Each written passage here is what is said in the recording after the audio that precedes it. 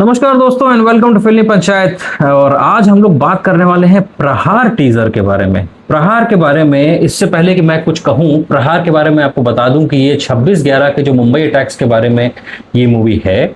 इससे पहले मुझे तो नहीं याद आ रहा, या शायद बॉलीवुड में कभी भी ऐसी कोई मूवी नहीं बनी। देखो, अभी भारत भाग्य विधाता बनी थी, वो भी 26/11 के ऊपर बनी थी, पर वो उस कामा हॉस्पिटल के ऊपर बनी थी, नर्सेज के ऊपर कहानी। वो भी एक अलग ही लेवल पे ले गई थी स्टोरी को, और उस एंगल से कभी देखा नहीं गया ऐसा टैक्स को। पर इस बार भी कुछ ऐसा दिखाया जा रहा है जो अभी तक नहीं दिखाया गया।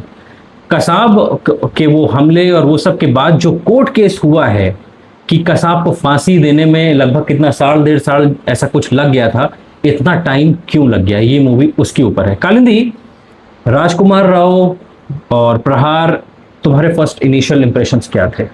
देखो, अगर हम राजकुमार राव की बात करें तो राजकुमार राव का नाम सुनते ही हमारे मन में वही एक इमेज क्रिएट होती है, जैसा कि आप एक बड़े सितारे को देखते हो पर्दे पे।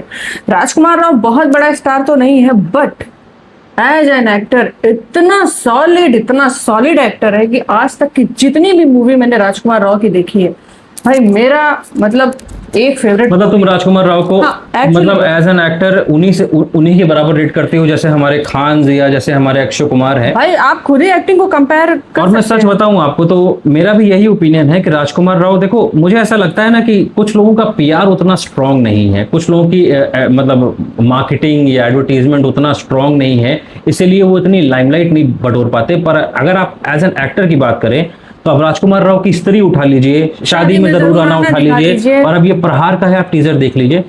आप कहीं से ये कह नहीं पाएंगे कि बंदा ये 19 है, किसी से भी कम है किसी भी। तो बेसिकली इसमें राजकुमार राव वो एडवोकेट बने हैं, और ये पूरी कोर्ट केस के ऊपर ये पूरी मूवी है कि जिसमें कसाब को वो फांसी दिलाने की कोशिश कर रहे हैं।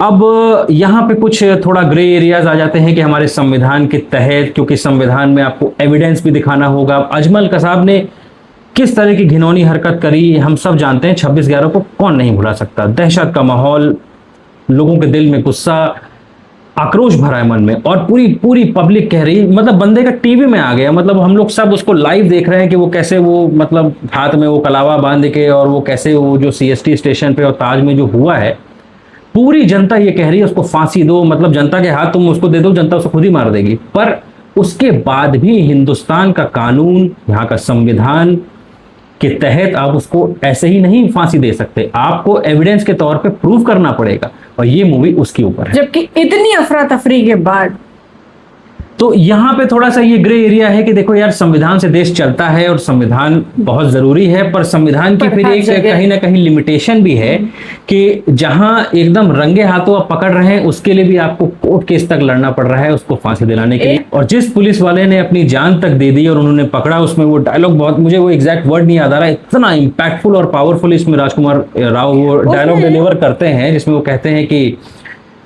ये एविडेंस है। मतलब जो पुलिस वाले को कसाब ने मारा था, जिस पुलिस वाले ने कसाब को रंगे हाथों पकड़ा, तो उसने बोला कि इसको मारो नहीं, ये एविडेंस है, क्योंकि इसी एविडेंस के तहत हम इसे कोर्ट में ले जाके इसको फांसी दिलवाएंगे। सोचो कितनी पावरफुल ये चीज है वाकई। और ये मतलब जब मैं टीजर देख रहा था मेरे रोंगटे खड़े हो गए। मैं ये सोचने पे मजबूर भी हो गया कि यार, संविधान सब कुछ बहुत बढ़िया, सब कुछ सही है, पर आपके मन में मतलब हलचल अगर नहीं पैदा हो रही है, तो मुझे नहीं पता कि आप मतलब आपके अंदर की कहां चली गई वो इमोशंस। क्योंकि वो पुलिस वाला ये बात को जानता है, जो वो मर गया वो जान रहा है कि अगर मैं इसको, मतलब उसने कसाब ने उस पुलिस वाले को मारा, और अगर सारे पुलिस वाले उसको मार देते तो मालूम है यहाँ पे बुरी पुलिस वाले बन जाते, बिल्कुल केस उन्हीं के ऊपर हो जाता, सबूत मिट जाता। यानी उसने कहा ये एविडेंस है, और उस एविडेंस के तहत पूरा साल 1.5 साल 2 साल खींचा है ये। देखो यार, कानून हमारे यहाँ कितना स्लो है ये हम इस बात को जानते हैं, हम भी इसी देश में रहते हैं। ऐसा नहीं है कि हम फिल्मी पंचायत बना रहे हैं तो हमें बाकी चीजें कुछ पता नहीं है, हमें सब दिखता है, हमें सब समझ में आता है।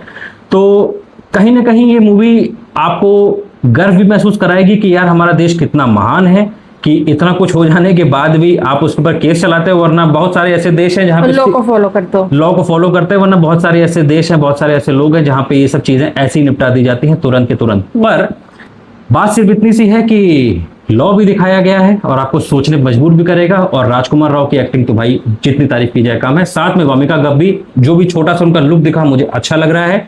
और एक इसमें एक्टर है जयदीप अलावा, जिनको पर्सनली मैं बहुत पसंद करता हूं। उनका लुक, उनका ऑरा गजब का है। बॉस, प्रहार और चौहान दोनों जो टीजर्स आए हैं, मुझे लग रहा है कि शायद धुरंधर के बाद मैं इस मूवी के लिए जितना एक्साइटेड, इन दोनों मूवी के लिए जितना एक्साइटेड हूं, मैं अभी तक मुझे याद नहीं आ रहा मैं किसके लिए एक्साइटेड तो था। सोच में इस चीज के लिए पड़े हैं ना कि देखेंगे किस नहीं देखूंगा तो मैं चौहान पहले, उसके देखूंगा तो तुम्हारा पता नहीं, पर मैं चौहान पहले देखूंगा, उसके बाद मैं देखूंगा प्रहार। तो आपको प्रहार का टीजर कैसा लगा और आपको भी क्या ऐसा फील हुआ कि सब कुछ बहुत अच्छा है हमारे देश में और कानून सब कुछ बहुत बढ़िया है, पर बहुत अच्छा होते हुए भी कभी कभी वही आपके लिए सजा भी बन जाती है कि आपको हर चीज के लिए इतना एविडेंस। हमने देखा है केसेस 20-20, 30-30 साल चल रहे होते हैं, जिसमें आम जनता को पता है कौन गलत है कौन सही है। खैर, तो आप अपनी राय बताइए। ये तो थी हमारी ऑनेस्ट ओपिनियन। हमको टीजर बहुत अच्छा लगा। मिलते हैं जल्दी अगले वीडियो में। जय हिंद, जय भारत।